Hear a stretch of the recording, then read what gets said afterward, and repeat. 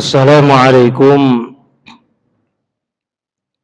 warahmatullahi wabarakatuh.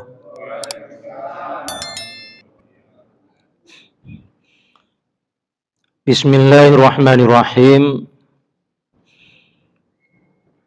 Alhamdulillahirabbil alamin. Wa bihi nasta'in ala umurid dunya waddin. Wassalatu wassalamu ala asyrafil anbiya'i wal mursalin Sayyidina Muhammad wa ala alihi wa sahbihi ajmain. Hadratal mukarramin, segenap para bapak, para ibu, jamaah keluarga besar Majelis Ta'lim Masjid Nurul Islam yang dirahmati oleh Allah Subhanahu wa ta'ala. Alhamdulillah, pada malam hari ini kita bisa hadir, bertemu, berjumpa kesekian kali di majelis yang penuh barokah, thalabul ilmi. Oleh karena itu, sebelum kajian kitab Durratun Nasihin ini kita mulai, kita awali terlebih dahulu untuk berniat thalabul ilmi agar apa yang menjadi harapan kita selalu mendapatkan ridho Allah Subhanahu wa ta'ala. Bismillahirrahmanirrahim.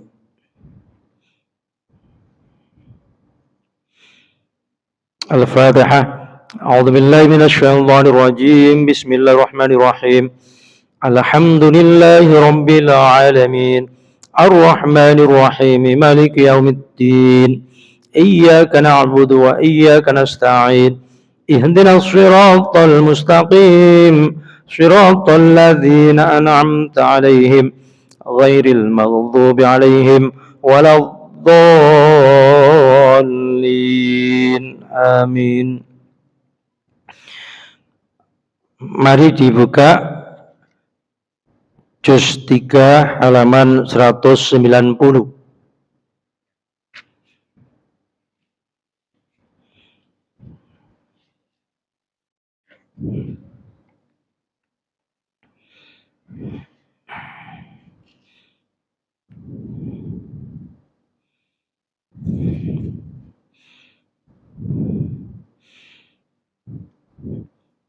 Sampun? Pengajian ke-64 menerangkan beberapa mukjizat Nabi Muhammad sallallahu alaihi wasallam.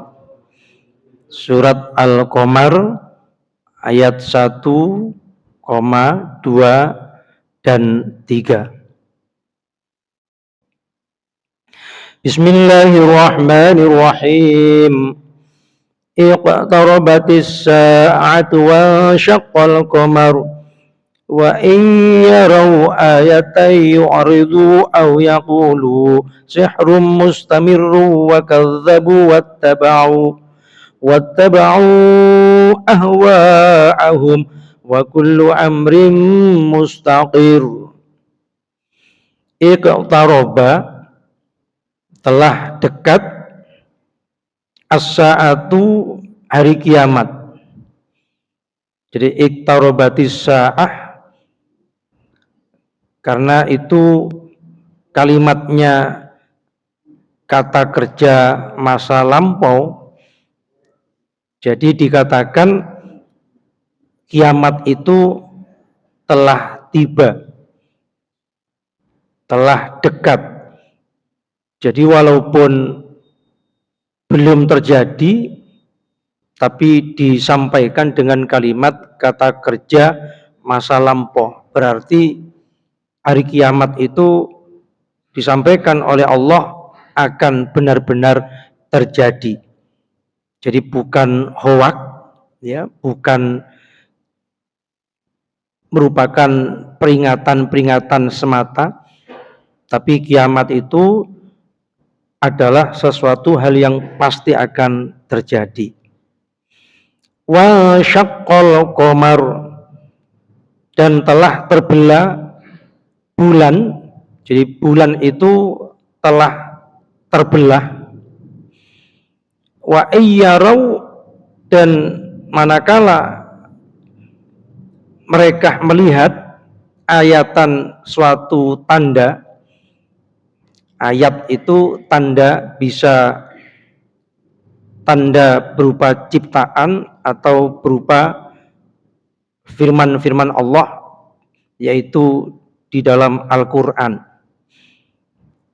Yu'aridu, mereka berpaling. Yu'aridu, mereka berpaling. Wa yaqulu, dan mereka orang-orang kafir itu mengatakan, sihrun, ini adalah sihir, mustamirun, yang terus menerus. Wa kadzabu, dan mereka mendustakan. Wattaba'u, dan mereka telah mengikuti ahwa'ahum, hawa nafsu mereka. Wa kullu amrin, sedang tiap-tiap urusan itu mustaqirun, pasti akan berlaku. Jadi ini ayat nanti berkaitan dengan sebuah cerita di zaman Rasulullah yang terkait dengan seorang raja bernama Habib bin Ibnu Malik. Jadi para bapak, para ibu, para hadirin, di mana di zaman Rasulullah ketika masih di Makkah, ya, datang seorang raja yang bernama Habib bin Ibnu Malik. Jadi walaupun orang-orang itu kafir, karena orang Arab ya nama-namanya ya bagus-bagus ya. Habib gitu. Habib kan orang yang dicintai. Ya. Malik itu raja. Jadi namanya ya bagus-bagus walaupun mereka itu orang kafir itu. Ya memang orang Arab sih ya. Jadi pada zaman itu datang dari negara Syam, ya, seorang raja bernama Habib Ibnu Malik, di mana datang ke kota Mekah dengan disertai bala pasukan kurang lebih 12.000 pasukan yang berkuda, nggak main-main ya. Pasukan yang begitu besar yang membawa kuda sehingga singgah di sebuah tempat yang namanya Abtoh, yaitu kota yang dekat dengan Makkah ya. Lalu kemudian Abu Jahal pun dengan para pasukannya itu menjemputnya, ya, menyongsong, menjemput dengan berbagai macam bawaan hadiah diperuntukkan kepada Raja Habib bin Malik. Beliau ini masih dalam keadaan kafir karena tergolong penyembah berhala ya di Syam. Sekarang itu kalau nggak salah ya Syriah ya. Sehingga orang-orang Mekah menyongsongnya, menyambutnya, ya tentunya takut diserbu ya, takut diserang, dihancurkan, sehingga nggak mau membawa upeti untuk mereka. Begitu setelah Abu Jahal dan para pengikutnya sampai di Abtoh, Raja Habib bin Malik itu mempersilakan Abu Jahal untuk duduk di samping kanannya. Lalu yang ditanyakan itu justru tentang perihal Nabi Muhammad SAW. Jadi perihal Nabi Muhammad itu sudah terdengar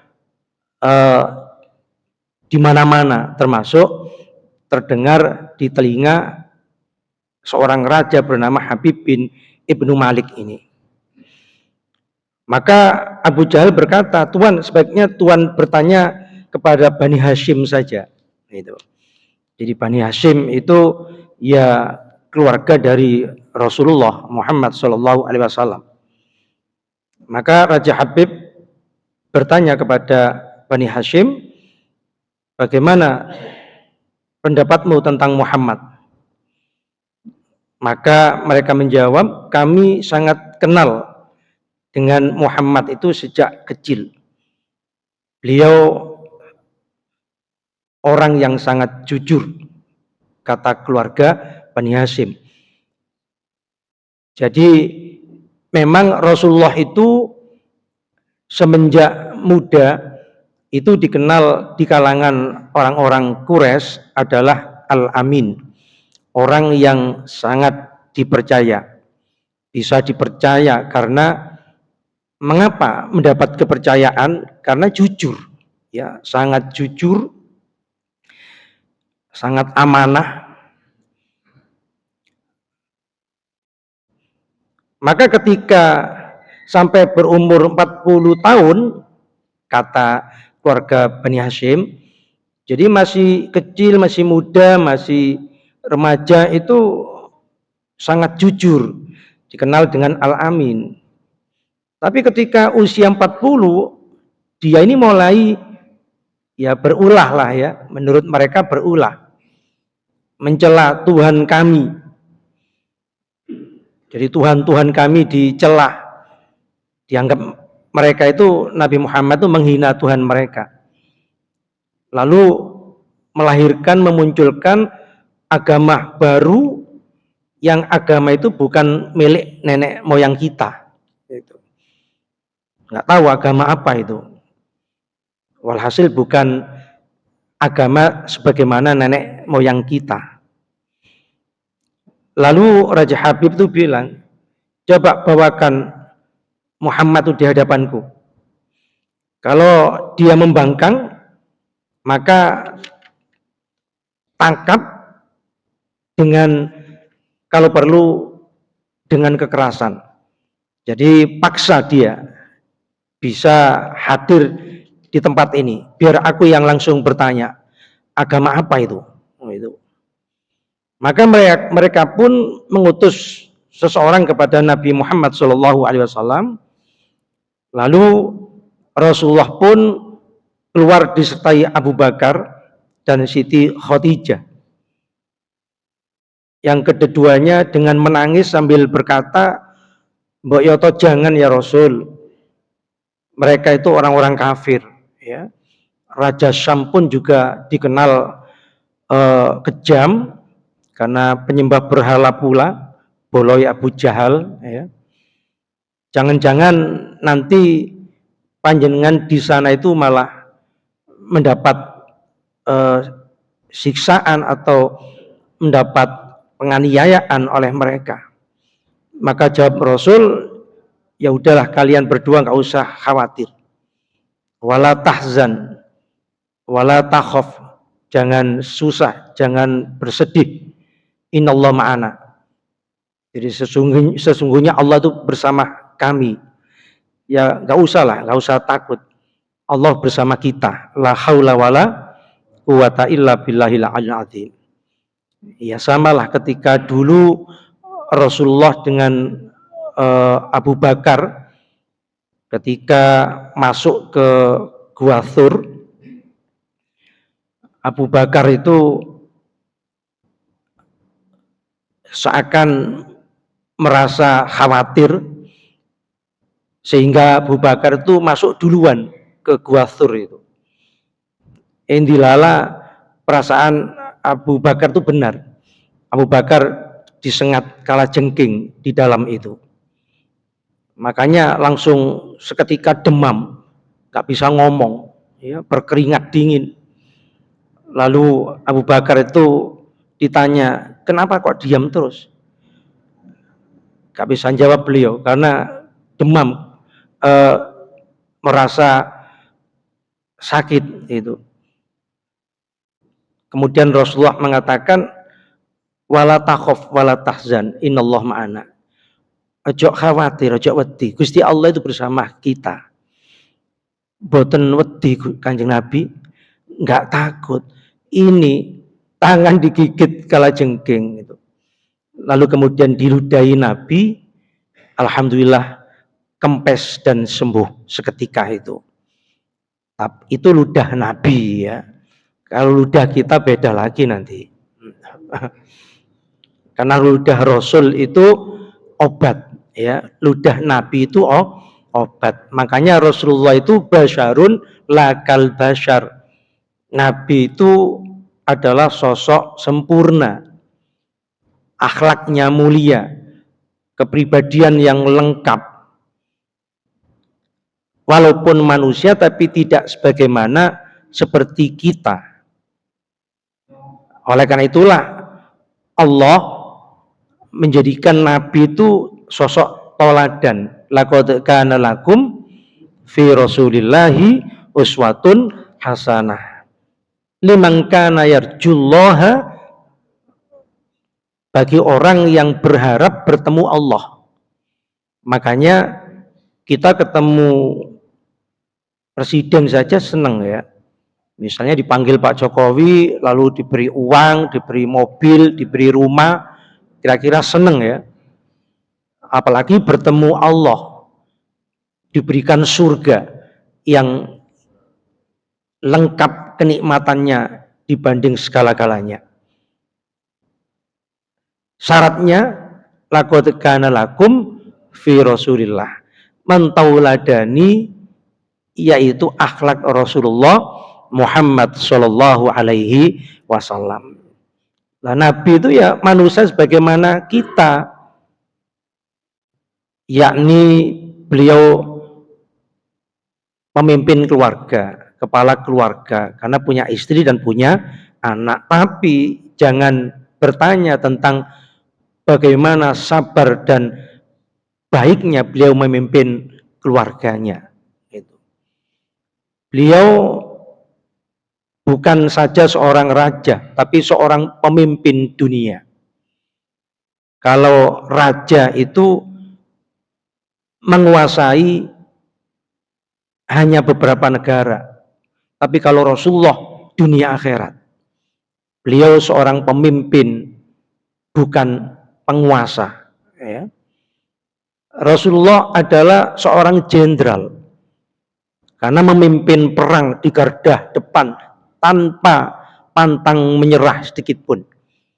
Pernah terjadi peperangan, semua kepayon mundur, tapi Nabi tidak selangkah pun mundur, tetap di tempatnya menghadapi serbuan orang-orang kafir. Nabi seorang pedagang yang jujur, amanah.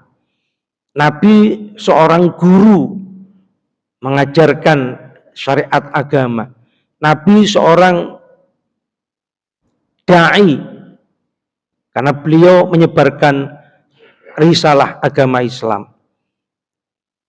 Walhasil lengkaplah pada sosok Nabi kita Muhammad Shallallahu Alaihi Wasallam. Makanya patut kita jadikan sebagai uswah. Nah, contoh di cerita ini, beliau dipanggil raja kafir dari Syam, disertai orang-orang kafir Quraisy saat itu. Nabi pantang mundur menghadapi sendiri, dan itu hanya sertai Siti Khadijah dan Abu Bakar. Walaupun Abu Bakar dan Siti Khadijah sudah, apa kata orang Jawa itu, nyereng ya, berseru, ojo Kanjeng Nabi, ojo temen, jangan-jangan nanti dijebak gitu. Tapi Rasulullah bertekad, Allah ma'ana, Allah bersama kita gitu. Maka keluarlah Nabi disertai Abu Bakar dan Siti Khadijah di hadapan Habib bin Malik. Lalu Abu Bakar di samping kanan Rasulullah, Siti Khadijah di belakangnya. Lalu Raja Habib ini melihat Nabi Muhammad, lalu kemudian berdiri. Jadi walaupun orang jahiliyah itu punya tawadhu, ya, Nabi datang itu dihormati dengan berdiri. Makanya Bapak Ibu, Nabi orang-orang Quraisy itu nggak bodoh. Orang kafir itu pinter-pinter dulu itu. Pinter dalam hal urusan dagang, pinter ngitung duit apa maneh pinter. Soge-soge sebelum datang Islam disyariatkannya haji umroh, mereka itu sudah dikunjungi oleh seluruh dunia untuk dagang di kota Mekah sana, karena itu pusat perdagangan orang-orang penyembah berhala. Sekaligus nanti berkunjung ke Ka'bah yang di sekitarnya banyak berhala Lata wal Uzza. Jadi mereka itu kaya-kaya. Makanya kalau seorang presiden biasanya kalau diangkat itu kan punya targetnya. Target kami mengentas kemiskinan. Target kami mengentas kebodohan. Pak Prabowo ini kami akan memberi makan gratis untuk siswa-siswi di Indonesia, kan begitu. Tapi Rasulullah tidak. Nabi itu targetnya, programnya itu akhlak. Innama buistu liutammima makarimal akhlak. Jadi yang dicanangkan oleh Nabi kepada mereka itu akhlak. Kenapa? Karena orang-orang kafir Quraisy saat itu gak ngerti dosa. Pinter tapi gak ngerti dosa. Soge tapi gak ngerti dosa. Yang namanya membunuh itu hal biasa. Apalagi membunuh bayi perempuan. Hal lumrah. Berzina, minuman keras, judi, itu hal yang makanan mereka. Wadon, main perempuan, ya biasa. Menghinakan perempuan, biasa. Sehingga mereka itu pinter tapi gak ngerti dosa. Bahkan menyekutukan Allah, tidak mengenal Allah secara esa. Maka dianggapnya Tuhan itu ya layaknya banyak gitu. Jadi ada Tuhan air, ada Tuhan api, ada Tuhan angin, ada Tuhan langit, ada Tuhan bumi, ada Tuhan sungai, ada Tuhan danau, ada Tuhan batu, macam-macam. Jadi Tuhannya itu banyak. Lah ini Habib ini Nabi datang itu takzim, hormat. Nah, masa kita kalah sama orang kafir Quraisy atau orang-orang penyembah berhala? Seorang kiai ulama datang itu nggak ada respon untuk kita takzim itu. Jadi Nabi itu ditakzimi, dimuliakan, dan itu amalia orang-orang Quraisy ya seperti itu, dan orang-orang zaman itu. Jadi Nabi dihormati dengan sikap Raja Habib ini berdiri. Nah, ini kan penghormatan namanya. Lalu kemudian Nabi itu dipersilakan duduk kursi terbuat dari emas. Lah mau raja kaya raya ya, kursinya aja emas. Lalu didudukkan, Allahumma ansur Muhammad wa'udih hujjatahu. Lah yang namanya Siti Khadijah orang perempuan ya, selalu komat kami itu, ya Allah, Allahumma ansur Muhammad, Allahumma ansur Muhammad, panjenengan tolong ya Allah Nabi Muhammad, wa'udih hujjatahu, dan menangkanlah, terangkanlah hujah-hujah beliau. Andai kata ditanya-tanya ini itu, panjenengan sagetaken ya Allah jawab Kanjeng Nabi jeneng wedok nggih. Jadi enggak mentolo ningali Kanjeng Nabi di kepung sedemikian banyak orang. Maka kemudian ketika Rasulullah sudah duduk, Raja Habib itu seakan melihat wibawah Nabi itu begitu besar, karena seakan memancar sebuah cahaya di wajah beliau. Jadi makanya di bak itu ada ya, anta syamsun anta nurum fauqa nuri. Nabi, engkau itu cahaya bagaikan matahari, bagaikan bulan, bahkan melebihi cahaya keduanya. Jadi ini jangan salah paham. Yang dimaksud tiba bacaan anta syamsun anta badrun fauqa nur ini cahaya kemakhlukan, bukan cahaya Allah. Kalau cahaya segala-galanya ya Allah, tapi cahaya kemakhlukan, ciptaan Allah, nggak ada yang melebihi cahaya daripada Nabi kita Muhammad Shallallahu Alaihi Wasallam. Makanya disebut anta syamsun, engkau bagaikan matahari. Lu ngoten niku kadang sing nggak paham, ngilok-ngilokno. Tiba itu ngajarkan syirik. Nabi kok cahaya. Apa bedanya dengan Tuhan? Nah, niku maksudnya bukan Nabi Muhammad itu cahaya, tapi Nabi itu bagaikan cahaya.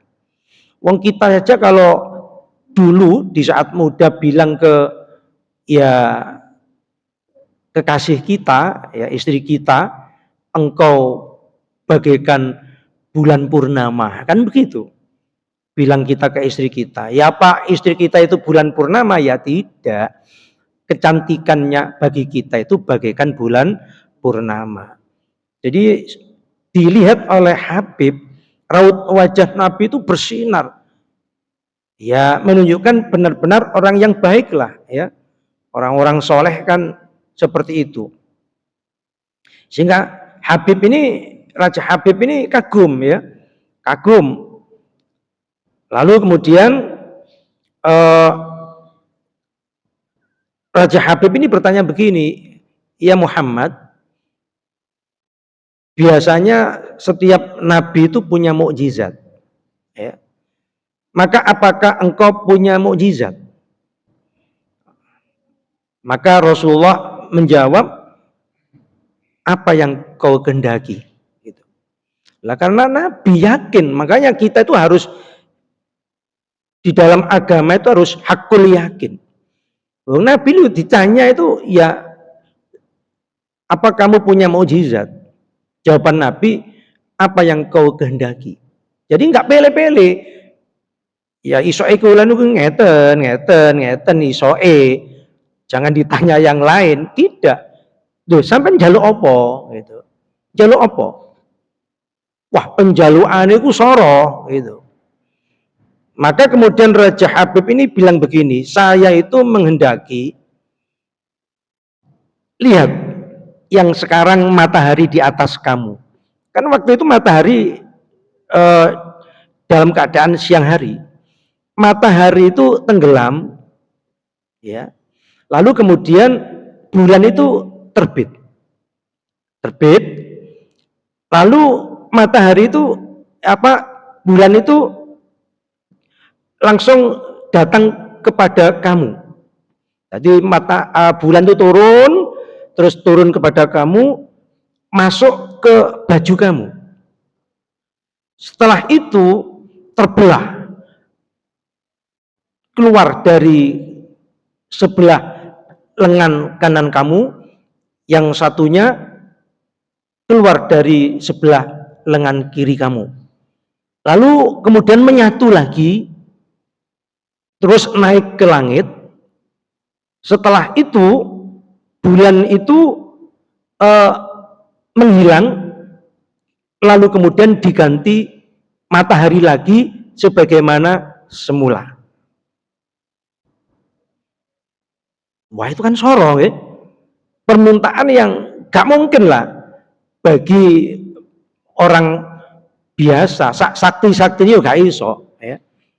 Jadi Nabi itu diminta hari ini pula malam, jadi matahari hilang bulan itu muncul, lalu turun, masuk ke tubuh kamu, ke baju kamu, terbelah keluar dari sebelah kanan dan kiri, lalu kemudian bersyahadat, bulan ini bersyahadat sebelum naik, lalu kemudian naik, lalu menghilang, gantilah matahari muncul siang kembali. Maka jawaban Nabi itu ringan. Kalau andai kata saya bisa seperti yang demikian Anda minta, apa panjenengan siap masuk Islam? Iya, kami akan masuk Islam, bukan hanya saya, semua tentara saya akan masuk Islam. Tapi dengan syarat, ada sesuatu di hati saya yang kamu jawab nanti. Jadi ada keinginan dua berarti.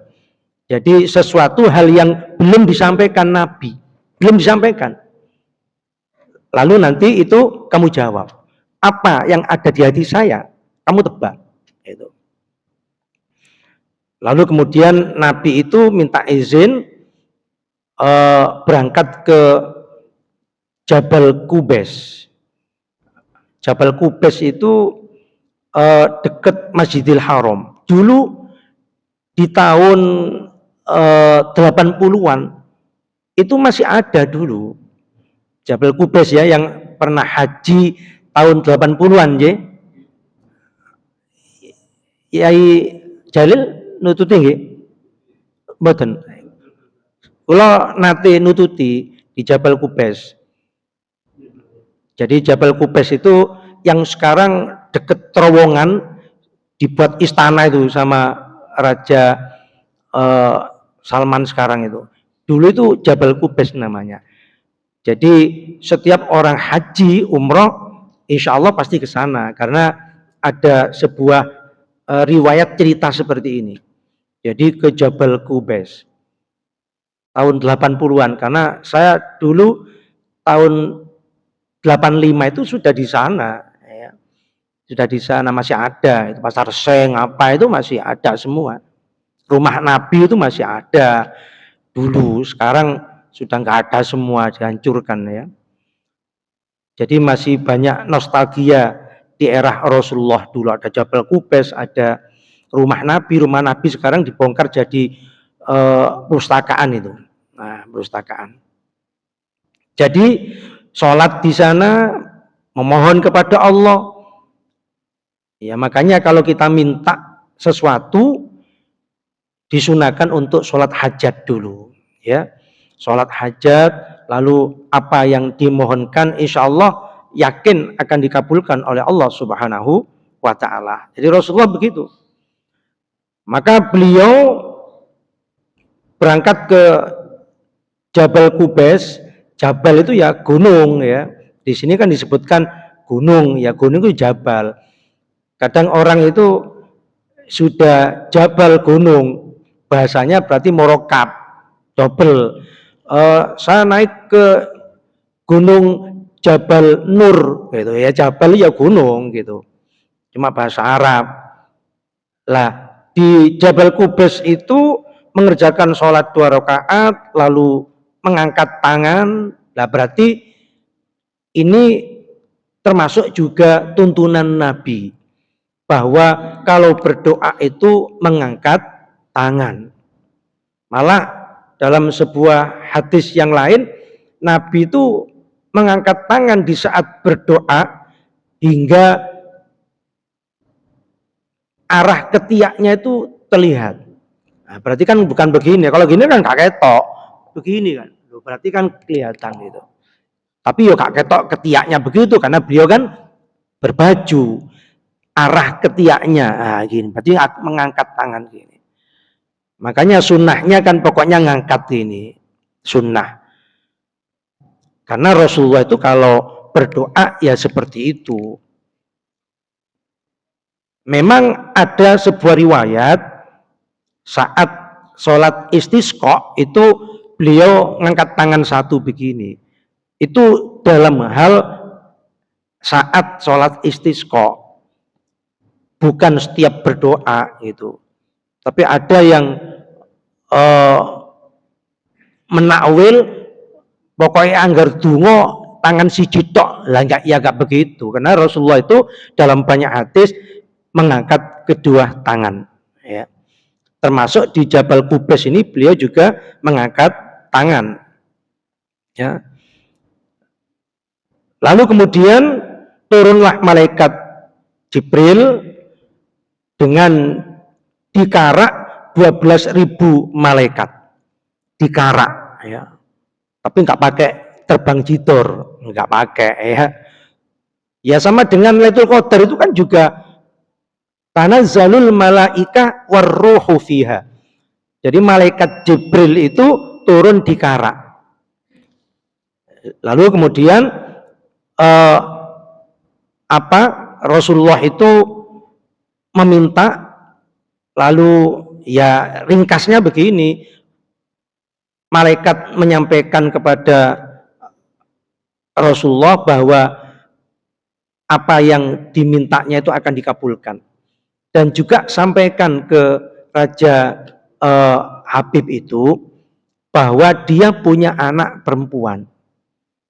Nah itu kan belum diungkap tadi, sudah diberi bocoran sama malaikat Jibril. Dia punya anak perempuan, pernah terjatuh, lalu kemudian kedua tangan dan kakinya ini putus, gitu. Nggak tahu jatuh yang bagaimana ya, sampai kaki tangannya terputus. Maka dengan izin Allah, putrinya itu sekarang ini sudah sembuh dalam keadaan semula. Maka demikian itu sampaikan. Nah itu. Maka setelah dari Jabal Qubais beliau turun dan kemudian menghadapi Habib Raja Syam tadi, lalu dilaksanakan permintaannya itu, dan itu memang benar. Jadi matahari itu lari, tenggelam gitu, lalu berlarian muncul bulan, lalu bulan itu turun begitu cepatnya di hadapan Rasul, masuk ke bajunya, kemudian terbelah keluar dari kedua tangan beliau sebelum ke atas bersyahadat asyhadu alla ilaha illallah wa asyhadu anna Muhammad abduhu wa rasul. Nah itu dilihat oleh semuanya termasuk Habib. Lalu kemudian begitu dalam keadaan semula matahari terbit lagi, Nabi menambahkan bahwa putri engkau yang sekarang dalam keadaan sakit itu, yang tangannya dan kakinya terputus, disembuhkan oleh Allah sekarang dalam keadaan sempurna. Maka saat itu asyhadu alla ilaha illallah wa asyhadu anna Muhammad Rasulullah. Habib itu. Lu ngoten Abu Jahal beserta bala pasukannya. Bib, ojo nurut Bib, isihir Bib. Maka turun ayat ini tadi. Wa iyyaru ayatan yu'ridu, ketika mereka sudah melihat tanda-tanda kebesaran Allah yang telah diberikan berupa mukjizat kepada Nabi Muhammad, yu'ridu, mereka berpaling, masih tidak mengakui. Wa yaqulu, dan mereka itu mengatakan, Abu Jahal CS ini, sihrun mustamir, ini jelas-jelas sihir. Ojo percaya sampean Raja Habib, ini sihir. Itulah orang itu kalau sudah dibuntu hatinya dari hidayah Allah Subhanahu wa ta'ala. Seorang Raja Habib begitu mudah masuk Islam, Abu Jahal cek uang ele, makanya disebut Abu Jahal itu. Abu Jahal itu bapak kebodohan. Kata Rasul, Abu Jahal ini Fir'aunnya orang Quraisy.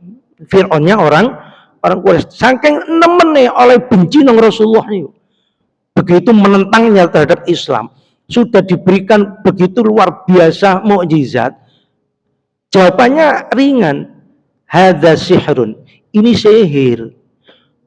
Pernah kok Abu Jahal itu setelah kejadian ini semakin geweding, gak sewenang nang Kanjeng Nabi, malah geweding. Akhirnya rumahnya itu digali. Rumahnya itu digali, dikai gelowokan gitu. Jeru, terus bilang ke budak-budaknya, ke keluarganya, nanti kalau Muhammad terjatuh di sini, udah nguru kono ben mate gitu. Lah, saya pura-pura sakit, pasti akan nyambangi dia. Masa dulure gak gelem nyambangi. Nah, Rasulullah krungu ipok-ipok loro tadi ya datang Rasulullah, orang baik. Tidak ada perasaan, tidak ada kecurigaan apa-apa. Pas di pintunya itu dibolongi. Tapi diberi semak-semak sesuatu yang pasir apa enggak ketara lah, enggak ketara. Lah begitu Rasulullah hendak bertamu, malaikat Jibril turun. Ya Rasul, jangan dilanjutkan. Itu dilubangi sehingga engkau nanti akan tercebur di dalamnya. Akhirnya Rasulullah balik. Lah terdengar balik gitu, Abu Jahal tuh lali, lupa, dia di tempat tidur langsung panggil, ya Muhammad, loh kenapa kembali, terjatuh di lubangnya itu sendiri. Akhirnya ditolong oleh budak-budaknya, oleh keluarganya. Gak bisa itu, dikei tali ku semakin dalam, gak bisa. Itu loh kekuasaan Allah. Kata Abu Jahal, panggil Muhammad, panggil, biar dia yang menolong. Akhirnya ditolong oleh Rasulullah.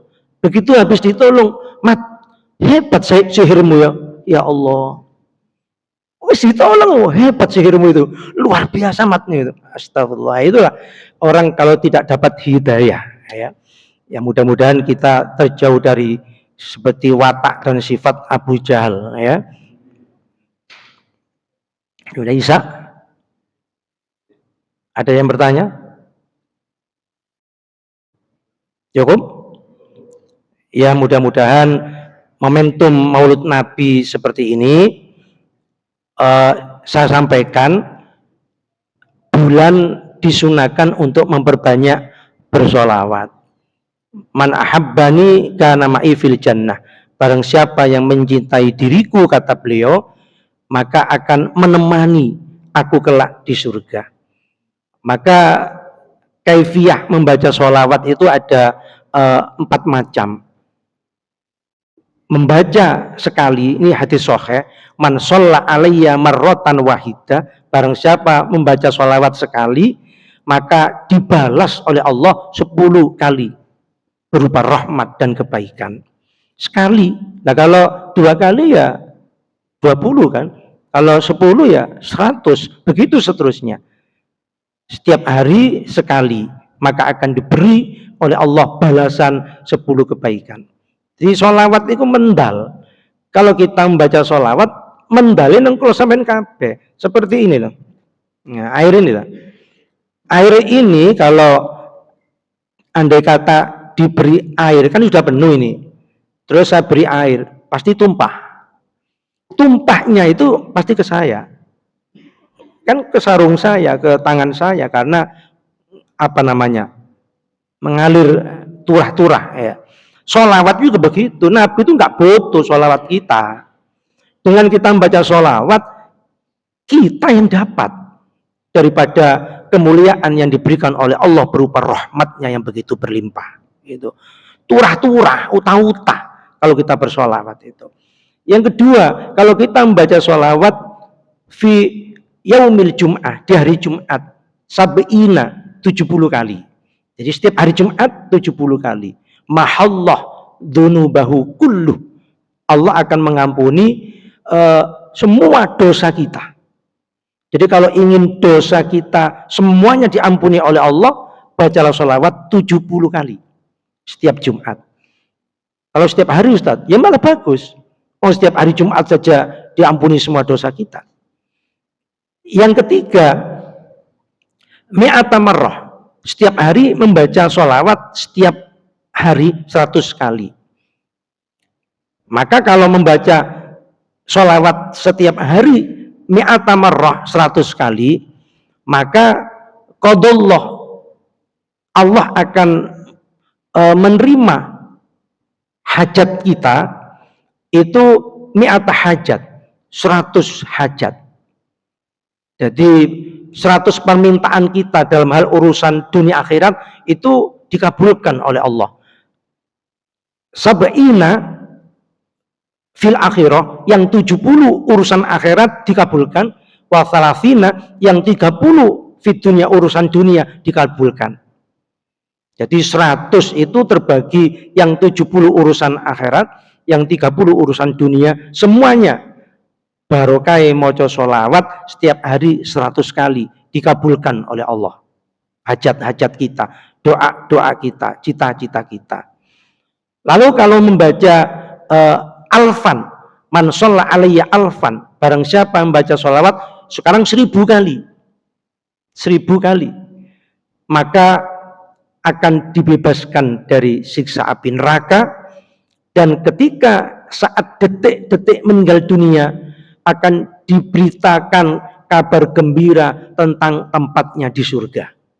Makanya kenapa orang-orang soleh itu ketika hendak meninggal dalam keadaan tersenyum, seakan seperti mendapatkan berita gembira, ya itulah rahasianya. Kalau membaca sholawat 1000 kali setiap hari, dibebaskan dari siksa api neraka. Detik-detik meninggal dunia itu diinfokan seperti ya mungkin gambaran televisi gitu ya, mungkin gambaran di mana tempat kita di surga itu. Lah terserah kita mau mengamalkan yang mana, monggo. Yang paling enteng setiap hari sekali, atau yang mungkin 70 kali setiap Jumat, atau yang 100 kali setiap hari, atau yang 1000 kali, monggo. Mudah-mudahan kita dapat syafaat. Allahumma subhanakallahumma wa bihamdika asyhadu an la ilaha illa anta astaghfiruka wa atubu ilaik. Assalamualaikum warahmatullahi wabarakatuh.